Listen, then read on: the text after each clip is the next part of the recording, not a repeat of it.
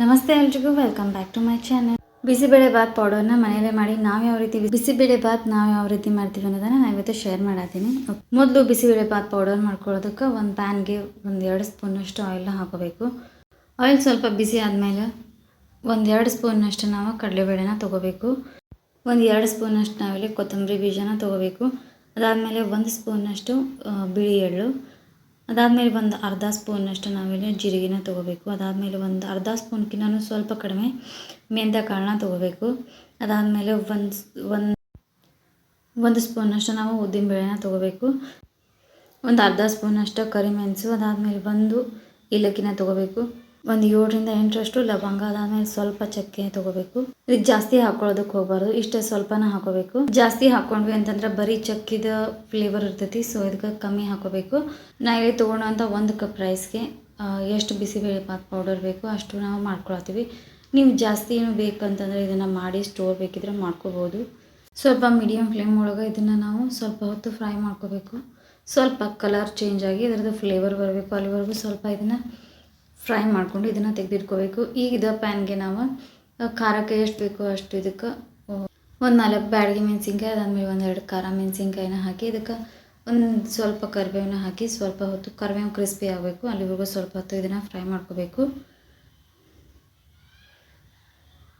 ಈ ರೀತಿ ಕರಿಬೇವು ಕ್ರಿಸ್ಪಿ ಆದಮ್ಯಾಗ ಇವಾಗ ಅದಕ್ಕೆ ತುರಿದಿಟ್ಕೊಂಡಿರೋವಂಥ 1-2 ಸ್ಪೂನಷ್ಟು ಒಣ ಕೊಬ್ಬರಿನ ಹಾಕ್ಕೊಂಡು ಇದನ್ನು ಚೆನ್ನಾಗಿ ಮಿಕ್ಸ್ ಮಾಡ್ಕೋಬೇಕು. ಇದನ್ನು ಜಾಸ್ತಿ ಹೊತ್ತು ಹುರ್ಕೊಳ್ಳೋದಕ್ಕೆ ಹೋಗಬಾರ್ದು. ಗ್ಯಾಸ್ನ ಆಫ್ ಮಾಡಿ ಇದನ್ನು ಸ್ವಲ್ಪ ಬಿಸಿ ಮಾಡ್ಕೊಳ್ಳೋದಕ್ಕೆ ಈ ರೀತಿ ಮಿಕ್ಸ್ ಮಾಡ್ಕೊಂಡ್ರೆ ಆಯಿತು.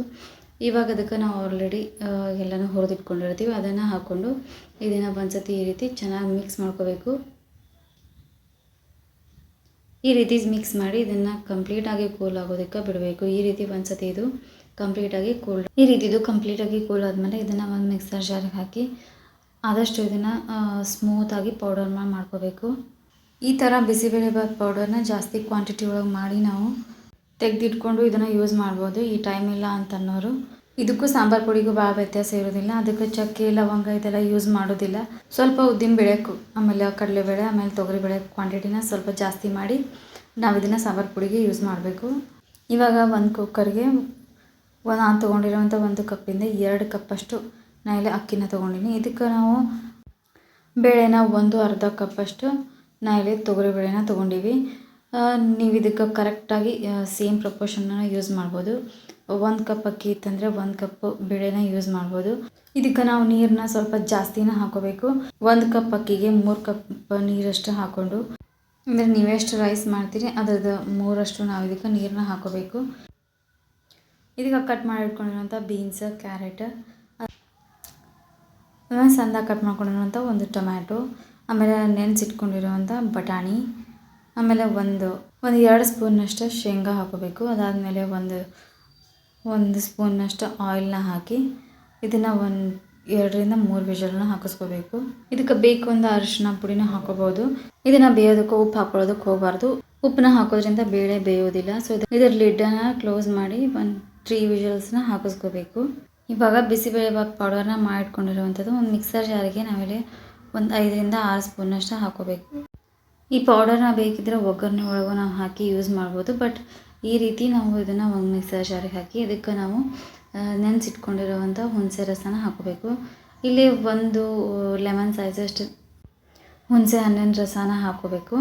ಇದಕ್ಕೆ ಸ್ವಲ್ಪ ರುಚಿಗೆ ಎಷ್ಟು ಬೇಕೋ ಅಷ್ಟು ಸ್ವಲ್ಪ ಉಪ್ಪನ್ನ ಹಾಕೋಬೇಕು. ಅದಾದಮೇಲೆ ಒಂಚೂರು ಬೆಲ್ಲ, ನಿಮ್ಮ ಟೇಸ್ಟ್ಗೆ ಎಷ್ಟು ಬೇಕೋ ಅಷ್ಟು ಸ್ವಲ್ಪ ಬೆಲ್ಲನ ಹಾಕೋಬೇಕು. ಇದೆಲ್ಲನೂ ಹಾಕಿ ಇದನ್ನು ಸ್ಮೂತಾಗಿ ಇದನ್ನು ಪೇಸ್ಟ್ ಮಾಡ್ಕೋಬೇಕು. ಈ ರೀತಿ ಇದನ್ನು ಪೇಸ್ಟ್ ಮಾಡಿ ಇಟ್ಕೊಂಡು ನಾವು ಇದನ್ನು ಹಾಕೋಬೋದು. ಇಲ್ಲ ಅಂತಂದರೆ ಡೈರೆಕ್ಟಾಗಿ ಹುಣಸೆ ರಸ ಆಗಿರ್ಬೋದು, ಬೆಲ್ಲ, ಉಪ್ಪು ಇದನ್ನು ನಾವು ಡೈರೆಕ್ಟಾಗಿ ಒಗ್ಗರಣೆ ಒಳಗನ ಹಾಕೋಬೋದು. ಈ ಉಳಿದಿರುವಂಥ ಪೌಡರ್ನ ನೀವು ಟೇಸ್ಟ್ ನೋಡಿ ಮೇಲೆ ಬಾತ್ ಮಾಡುವಾಗ ನಾವು ಯೂಸ್ ಮಾಡ್ಕೋಬೋದು.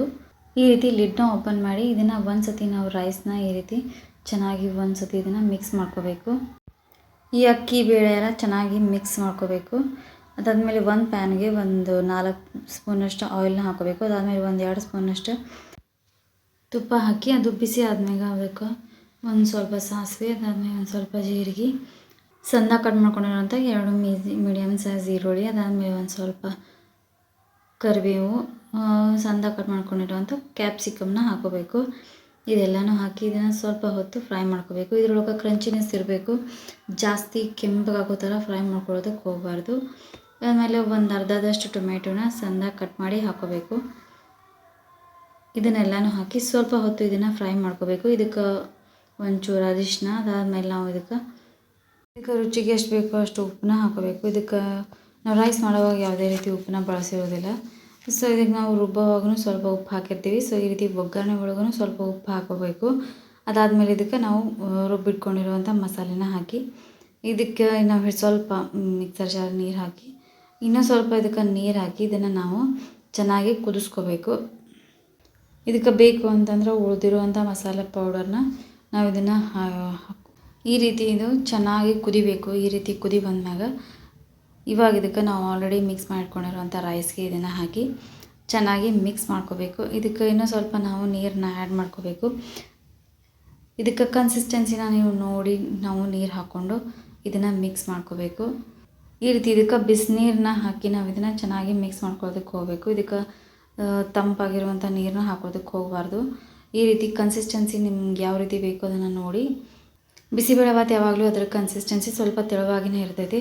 ಸೊ ಇದಕ್ಕೆ ಮೇಲೆ ಸ್ವಲ್ಪ ಕೊತ್ತಂಬರಿನ ಹಾಕಿ ಈ ರೀತಿ ಚೆನ್ನಾಗಿ ಮಿಕ್ಸ್ ಮಾಡ್ಕೋಬೇಕು. ಈ ರೀತಿ ಬಿಸಿಬೇಳೆಭಾತ್ ಪೌಡರ್ನ ಮನೆಯಲ್ಲೇ ಮಾಡಿ ಫ್ರೆಶ್ ಆಗಿ ನಾವು ಮಾಡ್ಕೊಳ್ಳೋದ್ರಿಂದ ಟೇಸ್ಟ್ ಒಳಗಾಗಿರ್ಬೋದು ಫ್ಲೇವರ್ ಒಳಗಾಗಿರ್ಬೋದು ಸೂಪರ್ ಆಗಿರ್ತೈತಿ. ಇದಕ್ಕೆ ಖಾರ ಬಂದು ಕಾಂಬಿನೇಷನ್ ಮಸ್ತ್ ಆಗಿರ್ತೈತಿ. ನೀವು ಒಂದ್ಸತಿ ಈ ರೆಸಿಪಿನ ಟ್ರೈ ಮಾಡಿರಿ. ಹೋಪ್ ಈ ರೆಸಿಪಿ ವಿಡಿಯೋ ನಿಮಗೆ ಇಷ್ಟ ಆಗೈತೆ ಅಂತ ಅನ್ಕೊಳತ್ತೀನಿ. ಈ ವಿಡಿಯೋ ನಿಮಗೆ ಸ್ವಲ್ಪನಾದರೂ ಇಷ್ಟ ಆಗಿತ್ತು ಅಂದರೆ ಒಂದು ಲೈಕ್ ಮಾಡಿರಿ, ಶೇರ್ ಮಾಡಿರಿ. ಅದು ಹೆಂಗೆ ಅನಿಸ್ತು ಅಂತ ಪ್ಲೀಸ್ ಕಮೆಂಟ್ ಮಾಡಿರಿ. ಯಾರೆಲ್ಲ ಸಬ್ಸ್ಕ್ರೈಬ್ ಮಾಡ್ಕೊಳ್ತೀನಿ ನೋಡ್ತಿದ್ದೀರಿ ಅಂದರೆ ಪ್ಲೀಸ್ ಸಬ್ಸ್ಕ್ರೈಬ್ ಮಾಡ್ಕೊರಿ, ಬೆಲ್ಲೈಕನ್ನ ಕ್ಲಿಕ್ ಮಾಡಿರಿ. ನಾ ಮಾಡೋ ಪ್ರತಿಯೊಂದು ವಿಡಿಯೋದ ನೋಟಿಫಿಕೇಶನ್ ಫಸ್ಟ್ ನಿಮಗೆ ಬರ್ತೈತಿ. Thanks for watching and keep watching.